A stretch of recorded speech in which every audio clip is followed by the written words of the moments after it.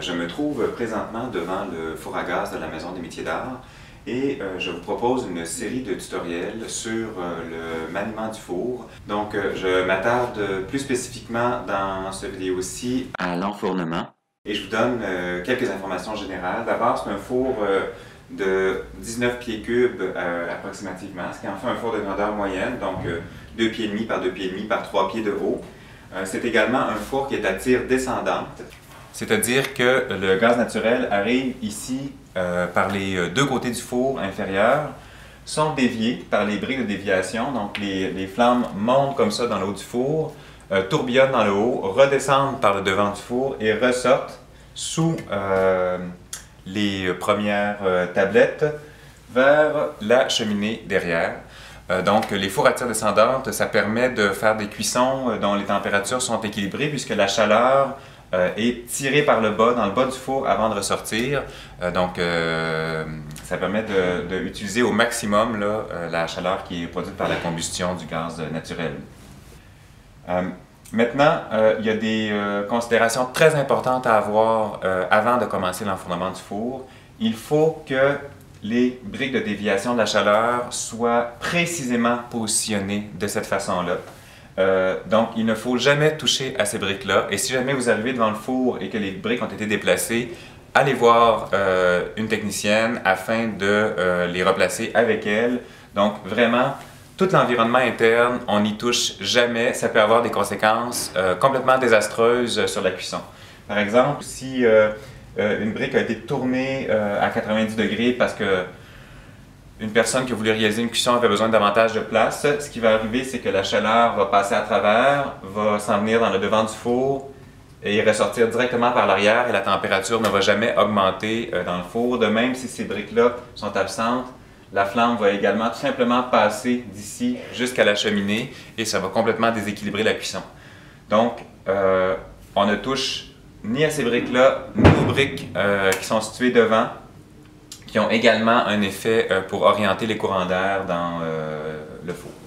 Ensuite, deuxième considération, il faut toujours mettre au minimum des piliers de 5 pouces pour la première tablette, afin que la tablette soit située au-dessus des briques de déviation qui sont situées ici. Donc ces briques-là, ce sont des briques réfractaires, elles ne sont pas soutenantes, elles ne sont pas solides, et donc on les abîmerait si on accotait les tablettes directement dessus.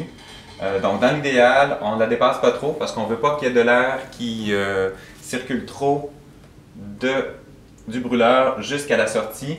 Donc on tente de mettre une tablette qui est rapprochée de cette brique-là sans pour autant y toucher. Le four comprend également deux regards qui sont situés dans le bas et le haut du four. Il faut évidemment laisser suffisamment d'espace sur la tablette du bas pour pouvoir glisser les montres pyrométriques plus ou moins en face du regard. Et c'est la même chose pour le regard du haut, donc il va falloir gérer l'enfournement du four de façon à se réserver suffisamment de place pour remettre les montres à proximité du trou dans le haut du four. On fait très attention à ne jamais toucher au thermocouple. Donc celui-ci est protégé par une gaine en céramique. Il est un peu moins fragile, mais tout de même, c'est du matériel qui est très dispendieux. Donc dans la manipulation des tablettes, on fait attention à ne pas l'accrocher par mégarde. Donc disons que de règle générale, on ne touche à rien de tout ce qui reste de façon permanente dans le four. Parlons maintenant de l'enfournement comme tel. Il faut aussi enfourner un four à gaz de façon plus légère qu'un four électrique. Il faut par exemple laisser des distances d'à peu près un demi-pouce à 1 pouce entre chacune des tablettes pour laisser l'air circuler. La voûte aussi doit être un peu plus libre. Il ne faut surtout pas mettre de tablette là, dans la voûte. Et si on peut laisser là, quelques pouces d'espace au-dessus des pièces, ça va vraiment aider la ventilation. Et pour terminer, revenons sur la position des montres pyrométriques dans les barquettes. Il y a beaucoup de montres à mettre dans un four à gaz. On va mettre celles qui fondent dans les plus basses températures, donc les comptes 0,8, 0,2, 2 et 4, dans la position la plus éloignée des regards. Et on va mettre les montres 7, 8, 9 et 10, donc celles qui vont fondre en dernier dans la position la plus rapprochée du regard parce que l'atmosphère est très voilée en fin de cuisson et on les veut les plus proches possibles. Un autre détail important, c'est de biscuiter les barquettes avant d'enfourner. Ça évite que les barquettes risquent d'exploser lors de la montée de température. On veut laisser aussi un espace suffisant dans les barquettes à l'avant des cônes, parce qu'à la fin de cuisson, les cônes qui fondent à la plus basse température se sont vraiment liquéfiés dans le fond de la barquette et on veut évidemment pas abîmer les tablettes de four.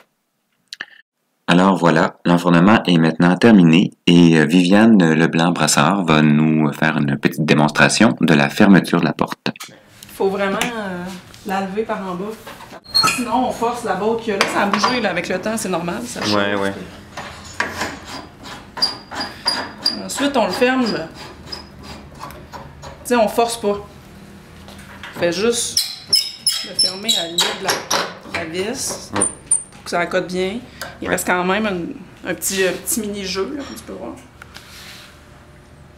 Sinon, on l'écrase la brique réfractaire, là, si on force trop. Ouais, si on force trop. Et voilà, nous sommes maintenant prêts à démarrer le four et cela fera l'objet de la prochaine capsule vidéo.